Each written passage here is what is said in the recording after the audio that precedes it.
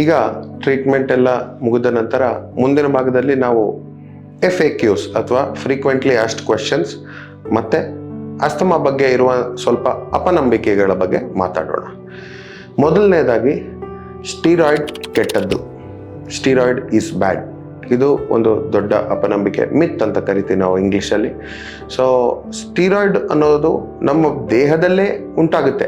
ಈಗ ಎಂಡೋಜಿನಸ್ ಕಾರ್ಟಿಕೋಸ್ಟೀರಾಯ್ಡ್ಸ್ ಅಂತ ಹೇಳ್ತೀವಿ. ಇವಾಗ ನಮ್ಮ ದೇಹದಲ್ಲಿರುವಂಥ ಒಂದು ಅಡ್ರಿನಲ್ ಗ್ಲ್ಯಾಂಡ್, ಅದರ ಕೆಲಸ ಸ್ಟೀರಾಯ್ಡ್ ಉಂಟು ಮಾಡುವಂಥದ್ದು. ಯಾಕೆಂದರೆ ಸ್ಟೀರಾಯ್ಡು ನಮ್ಮ ದೇಹದಲ್ಲಿ ಬೇರೆ ಬೇರೆ ಕೆಲಸಗಳಿಗೆ ಸ್ಟೀರಾಯ್ಡು ಅತ್ಯವಶ್ಯಕ.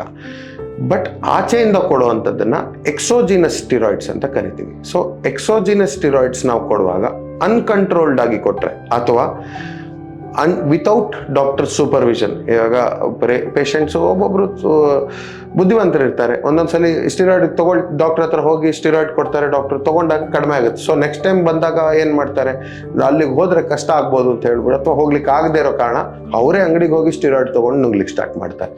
ಅದು over A period of time ಒಂದು ವಾರ ತಗೊಳ್ತಾರೆ, ಬಿಡ್ತಾರೆ. ಮತ್ತೆ ನೆಕ್ಸ್ಟ್ ಟೈಮ್ ಬಂದಾಗ ಒಂದು 10 ದಿನ ತಗೊಳ್ತಾರೆ, ಬಿಡ್ತಾರೆ. ಅದು ಅನ್ಕಂಟ್ರೋಲ್ಡ್ ಆಗಿ ತಗೊಂಡಾಗ ಅದರಿಂದ ಆಗುವಂಥ ದುಷ್ಪರಿಣಾಮಗಳು ಹಲವು.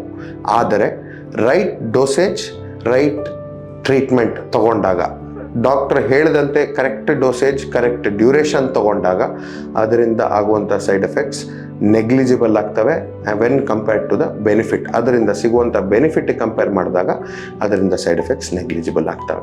ಸೊ ಅದು ಮೊದಲನೇದಾಗಿ. ಸ್ಟೀರಾಯ್ಡು ಕೆಟ್ಟದ್ದಲ್ಲ, ಅವಶ್ಯಕತೆ ಇದ್ದಾಗ ಸ್ಟೀರಾಯ್ಡ್ ಫ್ರೆಂಡ್ ಆ್ಯಂಡ್ ಫೋ ಅಂತ ಹೇಳ್ತೀವಿ. ಎರಡು ಮಿತ್ರನೂ ಆಗಿರ್ಬೋದು, ಶತ್ರು ಕೂಡ ಆಗಿರ್ಬೋದು.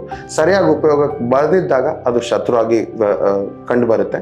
ನಾವು ಕರೆಕ್ಟಾಗಿ ಉಪಯೋಗಿಸಿದಾಗ ಅದು ನಮ್ಮ ಸಿಂಪ್ಟಮ್ಸನ್ನು ಕಂಟ್ರೋಲ್ ಮಾಡಲಿಕ್ಕೆ ಬಹುತೇಕ ಉಪಯೋಗಕರವಾಗಿದೆ. ಈಗ ಎರಡನೇ ಪ್ರಶ್ನೆ, ನಮ್ಮಲ್ಲಿ ಬರುವಂಥ ಪೇಷಂಟ್ಸಲ್ಲಿ ನಾವು ನೋಡುವಂಥದ್ದು, ಅಯ್ಯೋ ಇನ್ಹೇಲರ್ ಕೊಟ್ಬಿಟ್ರಲ್ಲಪ್ಪ, ಇನ್ಹೇಲರು ಅಭ್ಯಾಸ ಆಗುತ್ತೆ ನಮಗೆ ಇನ್ಹೇಲರ್ಗೆ, ಆರ್ ಇನ್ಹೇಲರ್ಸ್ ಅಡಿಕ್ಟಿವ್ ಅನ್ನೋದು ಒಂದು ಪ್ರಶ್ನೆ ಆಗುತ್ತೆ. ಇದಕ್ಕೆ ಉತ್ತರ no, inhalers are not addictive. ಅದರಲ್ಲಿ ಅಡಿಕ್ಷನ್ ಉಂಟು ಮಾಡುವಂಥ ಯಾವುದೇ ಪದಾರ್ಥ ಇಲ್ಲ. ಸೊ ಮತ್ತೆ ಅಸ್ತಮಾ ಪೇಷಂಟ್ಸ್ ಇನ್ಹೇಲರ್ ತೊಗೊಳ್ತಿರ್ತಾರಲ್ಲ ಯಾವಾಗಲೂ ಅಂತ ಯಾರ್ದಾರು ಪ್ರಶ್ನೆ ಬಂದರೆ, ಇವಾಗ ಹೇಗೆ ಸಕ್ಕರೆ ಕಾಯಿಲೆ ಇರೋರು, ಇವಾಗ ಸಕ್ಕರೆ ಕಾಯಿಲೆ ಇರೋರಿಗೆ ಮಾತ್ರೆಗಳಿಗೆ ಅವ್ರಿಗೆ ಅಡಿಕ್ಷನ್ ಇದೆ ಅಂತ ಹೇಳ್ತಾರಾ ಯಾರಾದರೂ? ಇವಾಗ ಶುಗರ್ ಬಿ ಪಿ ಮಾತ್ರೆ ತಗೊಳ್ತಾರೆ, ಅವ್ರು BP ಮಾತ್ರೆಗೆ ಅಡಿಕ್ಟ್ ಆಗಿಬಿಟ್ಟಿದ್ದಾರೆ ಅಂತ ಹೇಳ್ತಾರಾ? ಇಲ್ಲ.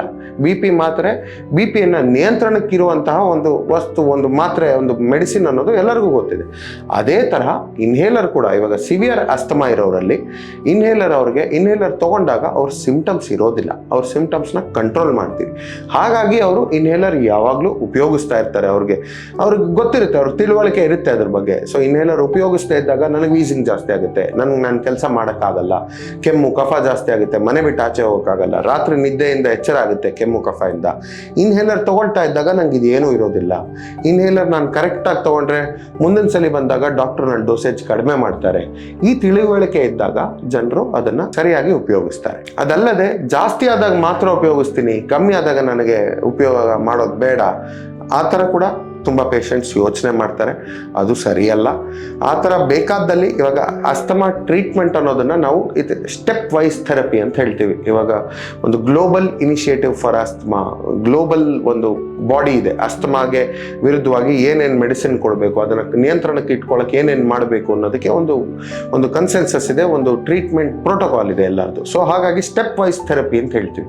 ಸೊ ಒಂದು ಸ್ಟೆಪ್ಪಲ್ಲಿ ನಾವು ಸ್ಟಾರ್ಟ್ ಮಾಡಿ ಟ್ರೀಟ್ಮೆಂಟ್ ಕಂಟ್ರೋಲಲ್ಲಿದ್ದಾಗ ಮತ್ತೆ ಒಂದು 2 ತಿಂಗಳು 3 ತಿಂಗಳು ಏನು ತೊಂದರೆ ಇಲ್ಲ, ಪೇಷಂಟ್ ತುಂಬ ಚೆನ್ನಾಗಿದೆ ಅಂದರೆ ಲೋವರ್ ಡೌನ್ ಸ್ಟೆಪ್, ಕಮ್ಮಿ ಮೆಡಿಸಿನ್ಸ್ ಇರುವಂಥ ಸ್ಟೆಪ್ಪಿಗೆ ನಾವು ಬರ್ತೀವಿ. ಸೊ ಈ ಥರ ಮಾಡಿಕೊಂಡು ಕೊನೆಯ ಸ್ಟೆಪ್ಪು ಜಾಸ್ತಿ ಆದಾಗ ಮಾತ್ರ ಉಪಯೋಗಕ್ಕೆ ಬರುವಂಥದ್ದು ನಾವು ಉಪಯೋಗಿಸ್ಬೋದು, ಅಥವಾ ಮಾತ್ರೆಯನ್ನು ಉಪಯೋಗಿಸುವಂಥ ಪರಿಸ್ಥಿತಿ ಬರಬಹುದು.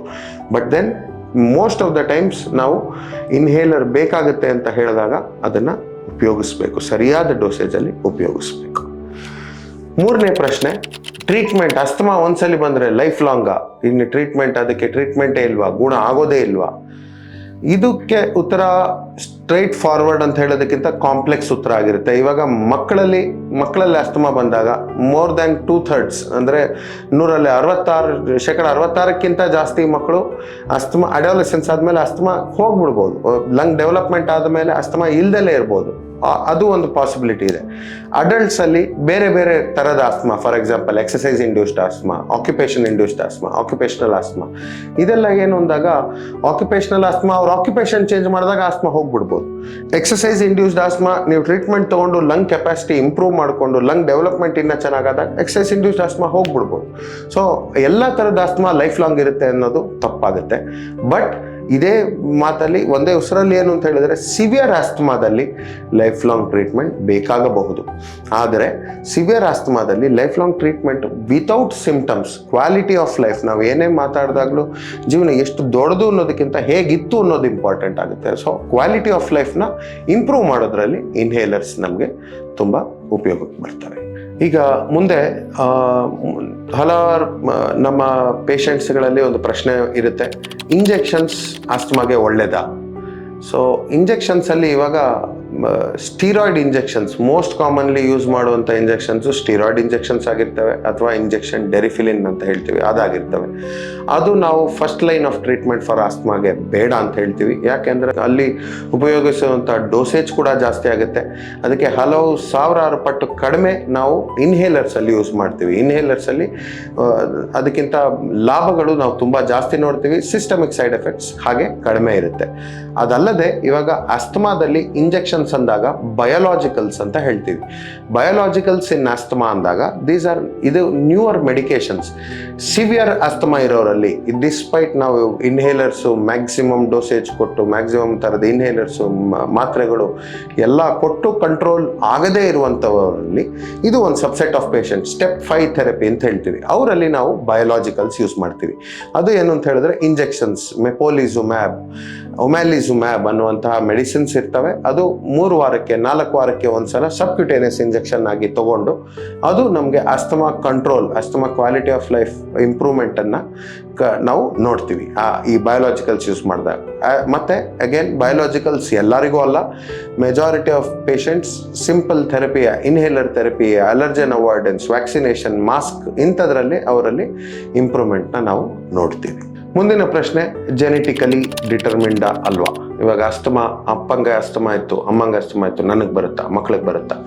ಸೊ ಇದಕ್ಕೆ ಉತ್ತರ ಏನು ಅಂತ ಹೇಳಿದಾಗ, ಅಪ್ಪ ಅಮ್ಮ ಇಬ್ಬರಲ್ಲೂ ನಾವು ಸಿವಿಯರ್ ಅಟೋಪಿ ಅಂತ ಹೇಳ್ತೀವಿ. ಅಟೋಪಿ ಅಂದಾಗ ಅಲರ್ಜಿಗೆ ಪ್ರಿಡಾಮಿನೆಂಟ್ ಅಲರ್ಜಿ ಇರುವಂಥದ್ದು, ಬೆಳಿಗ್ಗೆ ಎದ್ದಾಗ 10-15 ಸೀನ್ ಬರುವಂಥದ್ದು, ಮೂಗಲ್ಲಿ ನೀರು ಬರುವಂಥದ್ದು, ಕೈ ಕೆರೆತ ಬರೋದು, ಕಂಜಂಕ್ಟಿವೈಟಿಸ್ ಆಗುವಂಥದ್ದು, ಇದೆಲ್ಲ ಇರುವಾಗ ಮಕ್ಕಳಲ್ಲಿ about 2/3 of there children can have asthma. ಅಂದರೆ 66% ಅಷ್ಟು ನಾವು ಆಸ್ತಮಾ ನೋಡ್ಬೋದು ಮಕ್ಕಳಲ್ಲಿ. ಬಟ್ ಇದೇ ಮುಂದುವರಿಯುತ್ತಾ ಇಲ್ವಾ ಅದು ಹೇಳಲು ತುಂಬ ಕಷ್ಟ. ದಟ್ ಅಗೇನ್ ಡಿಪೆಂಡ್ಸ್ ಆನ್ ಅವ್ರ ಲಂಗ್ ಡೆವಲಪ್ಮೆಂಟ್ ಹೇಗಿದೆ, ಅವ್ರ ಎನ್ವಿರಾನ್ಮೆಂಟ್ ಹೇಗಿದೆ, ಅವ್ರ ಎಕ್ಸ್ಪೋಜರ್ ಹೇಗಿದೆ, ಅವ್ರಿಗೆ ತುಂಬ ಧೂಳಿಂದ ಎಕ್ಸ್ಪೋಜರ್ ಇದೆಯಾ ಇಲ್ವಾ, ಅವ್ರ ಟ್ರೀಟ್ಮೆಂಟ್ ಸಿಕ್ಕಿದೆಯಾ ಇಲ್ವಾ, ಚೈಲ್ಡ್ಹುಡ್ಡಲ್ಲಿ ಇನ್ಫೆಕ್ಷನ್ ಆಗಿತ್ತಾ ಇಲ್ವಾ, ಇದೆಲ್ಲನೂ ಅವರ ಫರ್ದರ್ ಲಂಗ್ ಡೆವಲಪ್ಮೆಂಟ್ ಅಥವಾ ಮುಂದೆ ಆಸ್ತಮಾ ಇರೋದು ಇಲ್ಲದೆ ಇರೋದನ್ನು ಡಿಟರ್ಮಿನ್ ಮಾಡುತ್ತೆ. ಈಗ asthma threatening, life threatening, debilitating, chronic disease ಅಂತ ಜನ ಯೋಚನೆ ಮಾಡ್ತಾರೆ, ಭಯ ಆಗುತ್ತೆ. ಇಲ್ಲ, ಭಯ ಬೀಳಬೇಕಾದಂಥದ್ದಿಲ್ಲ. ಆಸ್ತಮಾವನ್ನು ಸರಿಯಾಗಿ ಗುರುತಿಸಿ ಅದಕ್ಕೆ ಒಳ್ಳೆ ಟ್ರೀಟ್ಮೆಂಟ್ ಕೊಟ್ಟಾಗ ಪೇಷಂಟ್ಸ್ಗೆ ನಿಯರ್ ನಾರ್ಮಲ್ ಲೈಫ್ ಅಂತ ಹೇಳಿದ್ರೆ life expectancy, national life expectancy ಎಷ್ಟಿದೆ ಅಷ್ಟೇ ಇರುತ್ತೆ.